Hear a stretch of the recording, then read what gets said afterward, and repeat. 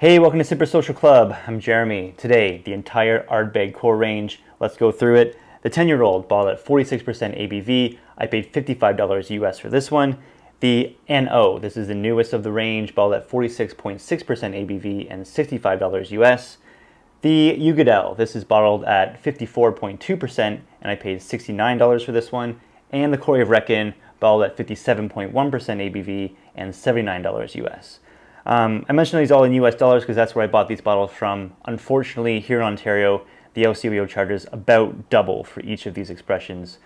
Thank goodness for cross-border shopping. I've got my flight paddle ready to go. I will tell you what the best Ardbeg is after I nose them, taste them, and give them a mark. Okay, starting with the Ardbeg 10-year-old on the nose. So right away you get that really nice, kind of like fresh kind of peat. A lot of lemon notes here. Very strong, kind of like a lemon cleaner, like lemon pledge cleaner. Kind of like a floral note here, almost like a floral kind of like hand soap. You get some saltiness, like sea salt, salt water. Some really nice vanilla too. It's good. Yeah, this is like classic Ardbeg style. It's really, really nice on the nose. All right, let's go to palate.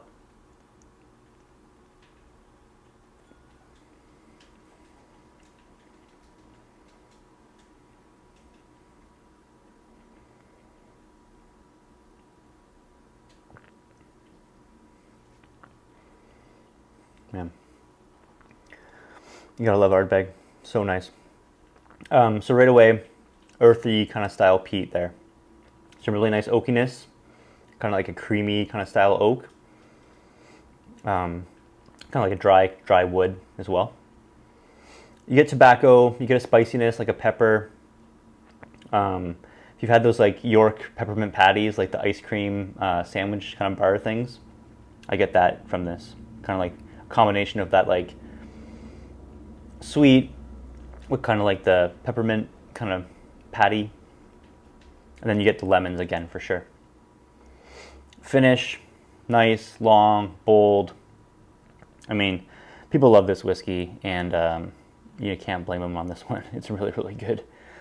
Score-wise for this one, getting a big mark, 87.5 out of 100. Value-wise, $55 US, good price, half a point for value, 88 out of 100. Let's go on to the NL. All right, combination of new charred oak, PX sherry, and ex-bourbon casks on this. Really kind of like nice general kind of sweetness to this one, like bubblegum, licorice,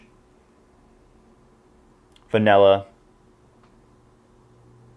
You can get like the sherry cask influence here too.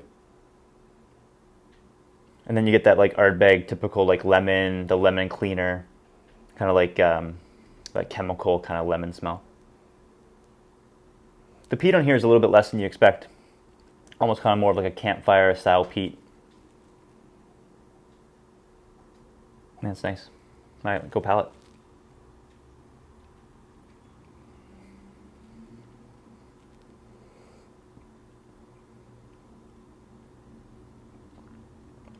So those lemon notes definitely carry over.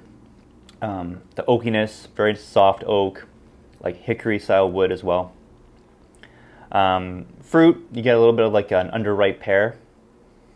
And then you get those like PX like sherry notes. You get like a little bit of like chocolate, a little bit of toffee. Finish, nice and long. That oak kind of lingers around.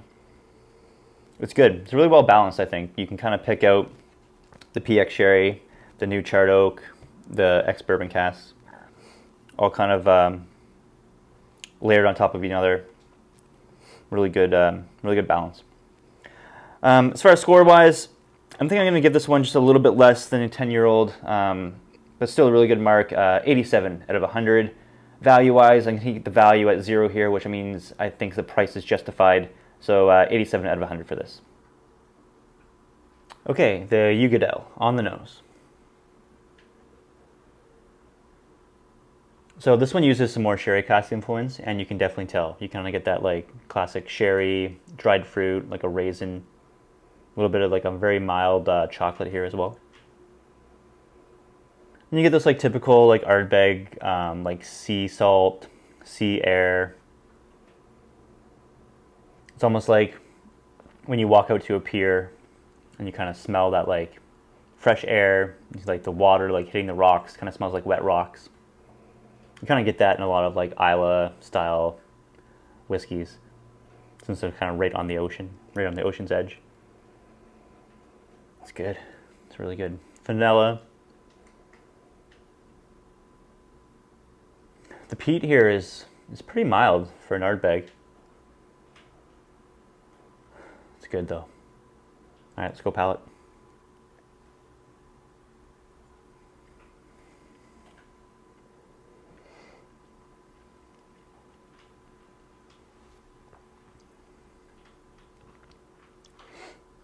So there's the peat.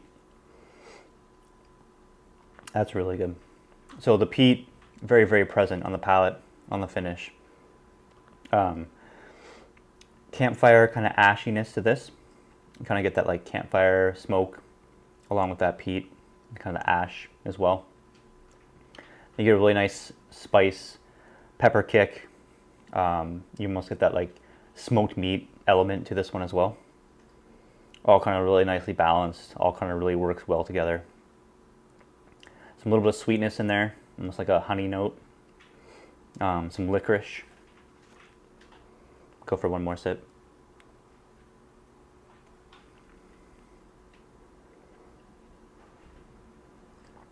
Yeah, the sherry influence is there. A little bit of maltiness as well. Finish on this is just super, super long. You feel this one for days. You ever get peat flashbacks? You've been drinking like a peated whiskey. The next day, you know, you're at work, at your desk, and you just taste peat. And you're like, where did this come from? Call that a peat flashback. Man, this is good stuff. Score-wise on this one for me, I'm going to give it a really good mark. 88.5 out of 100.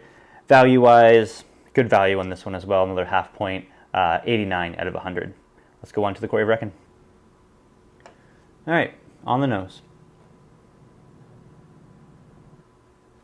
So really nice, big, very, very clean style peat on this one. Almost kind of like a fresh, like new leather. It's like kind of like an earthy kind of note, like soil, like fresh, like potting soil. Really nice pepper spice here. Smoked meat. I guess kind of like some funky notes here, like almost like a rubbery kind of like, if you ever like put on a wetsuit, it kind of smells like that, like rubber. That's what that smells like. I get like a, to go along with that, it's almost kind of like if you pop a fresh can of tennis balls and smell that like fresh, like fuzzy rubber tennis ball smell. I picked that up in here.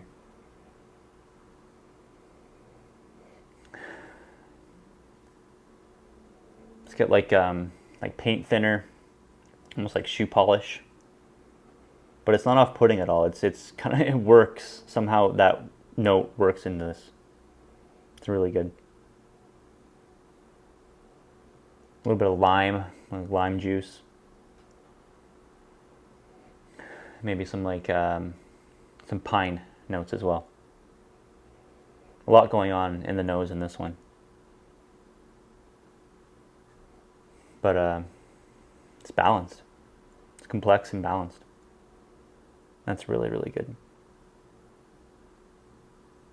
All right, let's go palate.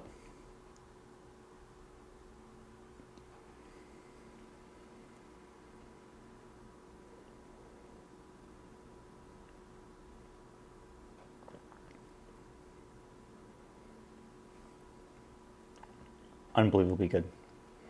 Lots of like meaty smoked meat. You get like black peppercorn steak sauce. That's exactly what I get. You get a steak with like that like black peppercorn sauce on it. Exactly what this tastes like. Really, really good.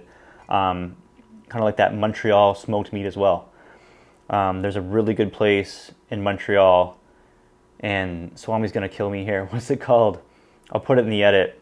But that place where you get the Montreal smoked meat with the mustard on the rye bread, or whatever bread it is, I pick up that note in this. Really, really good stuff. You get that lemon again, kind of lemon peel. Yeah, good spiciness. The peat, lovely, lovely peat on this. Finish, again, lingers forever. I'll be tasting this tomorrow for sure. It just sticks with you. I love that. Really, really complex. Good balance, good complexity of this one. It's really, really nice. Score, it's going to get the highest score out of the 4 for me. I'm giving this 90.5 out of 100. And again, value, I'm going to pump this up another half point. So 91 out of 100. Awesome, awesome mark. Let's go through these and compare them head to head. So there you have it. There are the scores. The Corryvreckan, definitely my favorite. I think you get the most complexity, kind of like those weird kind of funky notes, and then those really, really nice, those meaty kind of like steak, spice. Those notes on that one just really kind of do it for me. The Uigeadail, also really, really good. A slightly more basic, but that sherry influence in this one is really, really nice. The classic 10-year-old, you can't go wrong there. I think they use like their best ex-bourbon cask for this one for sure.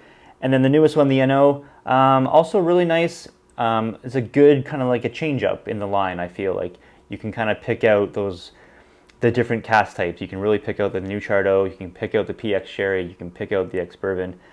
So it's really nice and balanced that way. I think if you're just starting out and you haven't tried any of these before, go with the 10-year-old. I think you're getting kind of like a nice introduction to Ardbeg with that. And then from there, I would go Corryvreckan, of course, then the Uigeadail. And then if you've had those 3 before and you're kind of just like, oh, what's new from Ardbeg? This is a nice change up. It's only $10 more than the 10-year-old, and it kind of gives you kind of like a nice change of pace, I think, for this one. Anyway, they're all amazing. You have to get them all into your bar, obviously. Have them stocked at all times. I love Ardbeg, really nice distillery. Here's my 2 cents on non-age statement whiskeys. I'm not a big person for age statements. I think that sometimes people get too hung up on, well, this whiskey is this much money, but there's no age statement, so, you know, I'm not going to buy it. I think that's why whiskey reviewers and people like myself and other people on YouTube and people that write are super valuable to the whiskey community, because you can kind of get an opinion before you buy stuff. There's lots of good non-age statement whiskeys out there. There's lots of bad non-age statement whiskeys out there. So I think, you know, it's a great service. You can get some insight before you buy. I think that really only one question needs to be answered. Is the quality justified with the price? I don't think it matters how old the whiskey is. You know, you can get 40-year-old whiskey that isn't as good as 5-year-old whiskey. You can get, you know, 30-year-old $1,000 bottle of something, or you can get a non-age statement $100 bottle of something, and it can be better. So age statements, I'm not big on age statements. I don't care necessarily how old the whiskey is. I care about how good it is. How well has that cask matured? It doesn't need to be super old. A lot of times, you know, distilleries will find an old cask and they'll put a big number on the front of the bottle, and then you're going to equate that number with quality, whereas it might not necessarily be that way. So don't be afraid of non-age statements, but definitely do your research first. That's kind of the key there. That's kind of my 2 cents. These ones are awesome. Corryvreckan, one of the best non-age statement whiskeys for under $100, I think, that you can buy. That's my opinion, guys. What do you think? What's your favorite Ardbeg from the core range? Let me know. I know the Uigeadail will probably get a lot of votes. A lot of people like that one.